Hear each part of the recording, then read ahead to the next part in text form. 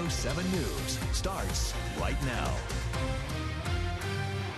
And we have breaking news. Police are looking now for this baby. Parents of the 2-month-old girl were supposed to hand her over to Protective Services yesterday morning, but they never did.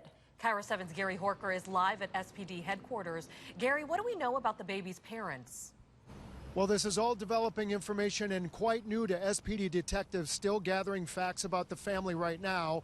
But in the last 30 minutes, I was able to find out that yesterday afternoon, the parents and the baby were supposed to be here in Seattle to make an emergency court appearance at Seattle-King County Superior Court yesterday afternoon, that is, and they never showed up. Take a look at the picture they gave us of the baby. They were supposed to turn over this 2-month-old baby girl to the custody of DSHS, that's the Department of Health and Social Services, for protective state custody. She is described as 14 pounds with strawberry blonde hair. They want to know where this baby is urgently. Now, police want you to take a look at the parents. He is Patrick Kern, the father. She is Inger Surowiecki. Seattle police say the mother, Surowiecki, is now wanted for outstanding felony and misdemeanor warrants. We know they were last seen with the baby on October 21st, that's yesterday, at approximately 8 o'clock in the morning. The parents are associated with this vehicle. It's a dark blue 1986 Ford Bronco, like this one, with Washington license plates 230XNT. I just spoke to someone at DSHS moments ago. They say they care greatly about the well-being of this baby. So they made a report recently with Seattle police, hoping someone knows where the family is now. They may be on the run in that Bronco. So back live here, you and I know everything Seattle police detectives know. Within the next half hour, we may learn more. In the meantime, if you know where that family and that baby is, you're urged to call 911. We're live from Seattle tonight. I'm Gary Horker, Cairo 7 News. Yeah, and Gary, the baby's name has not been released at this point, but we know these pictures, also the license plate number, very important. So if you need to get a better look at both of those, go ahead. Head to our Facebook page. We have posted all the details we have from police, and please share the post. And this is the best clue police have to solve a string of arsons in West Seattle, and you can help them find the man in this video. Cairo 7's Allison Grandy is live in West Seattle, where the arsons are escalating. Allison. Simney, one of the worst fires was here at the High Point Management Building. It started outside, and then you can see it quickly spread up the outside of the building. Police hope the video they released today will lead to an arrest. Seattle police released this video. He's a person of interest in the arsons in West Seattle. We went to the neighborhood and found where the video was taken. The surveillance camera outside the West Seattle Food Bank. Whenever there's arson in the neighborhood, everybody's on alarm. Steve Curry is the director of operations at the food bank. We asked to see the rest of the video. The person was wearing all black, so the person had black pants, black shirt. You can see he walked up to the box, bent down, and set it on fire. It took a couple of tries. Later, he came back and checked on it.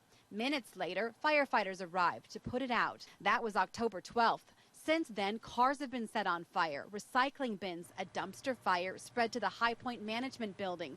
Arson signs are posted. It's unclear if they're all connected. It's getting kind of close to home. Jeff Kohlauer noticed these bushes were torched as he went on a morning walk. He's keeping watch over his property. Video cameras at my home that they're, look at my carport and the front doors. At the West Seattle Food Bank, they're being vigilant. We're making sure there's no cardboard laying around. They showed us the rest of the video because they hope it will help police catch the person responsible. It's a big concern of all of ours. Most of the fires are happening early in the morning. The one in that video was at 2:30 a.m. There are arson reward signs like this throughout West Seattle. There's a $10,000 reward for information that leads to an arrest. If you recognize the man in that video, please call Seattle Police. Live in West Seattle, Allison Grandy, Cairo 7 News. And we've posted the surveillance footage on our Facebook page. Help police catch this guy. Share the video with your Facebook friends. All right, 12s, it is Blue Thursday. The Seahawks have just an hour and a half from kickoff in a must-win game against the 49ers. It is a quick turnaround for Pete Carroll and the gang as they try to get back on track after 2 straight fourth-quarter losses. They were tough. Yeah, Cairo 7's Chris Francis is live at Levi Stadium with what the team is focused on to beat the Niners. Chris.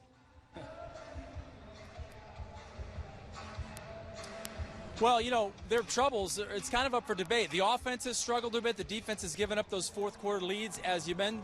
But we're here at Levi Stadium, and what is not up for debate is what you already mentioned. They must get a win tonight to get sort of back in the playoff picture. Cannot fall to 2-5. I'll take a look behind me now. A couple of guys warming up.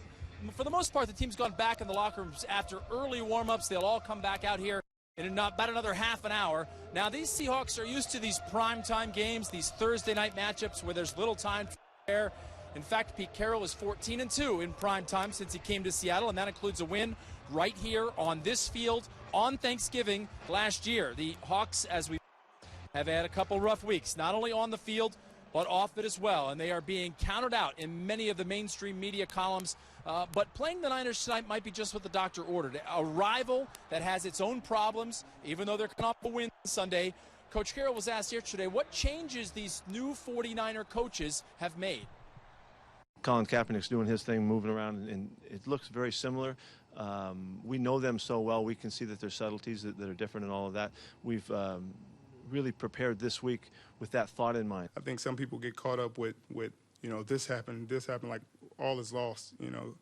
I mean, we're more poised than that. I think we approach it a lot different than other people, and at the end of the day, we understand what we did well and we understand what went wrong.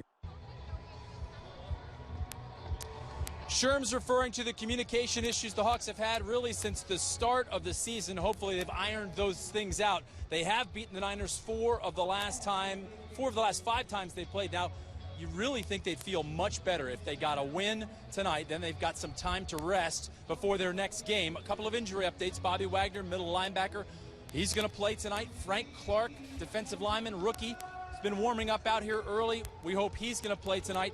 And Ty Smith, the cornerback. All those things good for the defense and needs some depth and needs to get things ready there. Now, Patrick Lewis, we're still waiting to hear if the center can play tonight. If not, it'll be Drew Nowak once again. So things sort of winding up here at Levi Stadium. I'm going to throw it back to you guys in the studio, and Steve Rabel's coming along in about maybe 10 minutes with some keys to the game. That's right. Voice of the Seahawks. He's going to give us the 3 big ones. We'll hear from him in just a little bit. Thanks, Chris.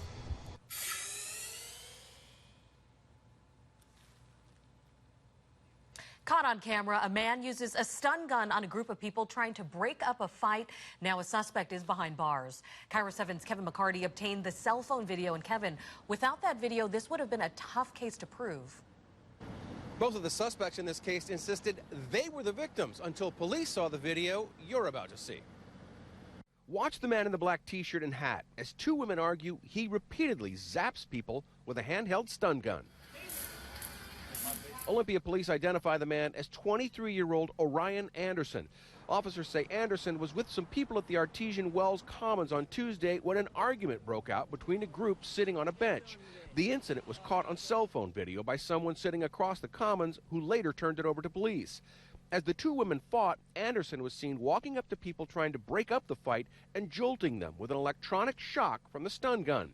Police released this photo showing a similar device that includes a flashlight and electric contacts that apply a shock. The altercation lasted less than a minute. Anderson seen walking away with a woman later identified as Amanda Kelly, also 23. Both were later arrested on assault charges.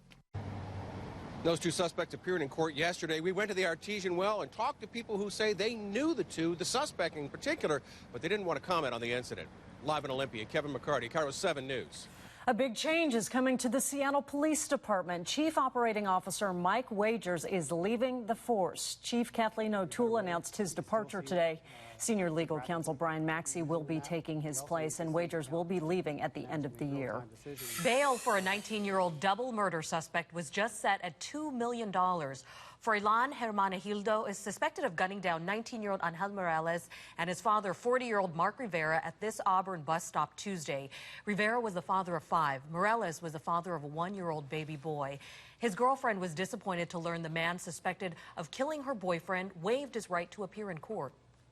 I just wanted to see the look on his face. I wanted to see if he knew what he did was wrong, and I want to see if he felt any remorse for it. I don't want to see his face. I hope he never gets to see the light of day again.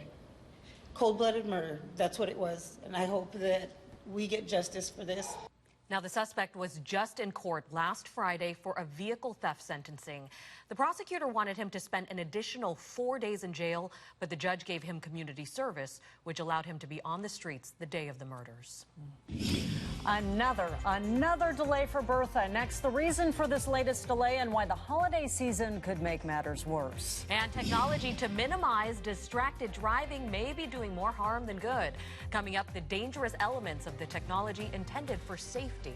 Well, we managed to make it up to 60 in Seattle today. Meanwhile, in Santa Clara, it's 79. Of course, we've got the Seahawks game coming up, and your KIRO 7 pinpoint forecast is coming up as well.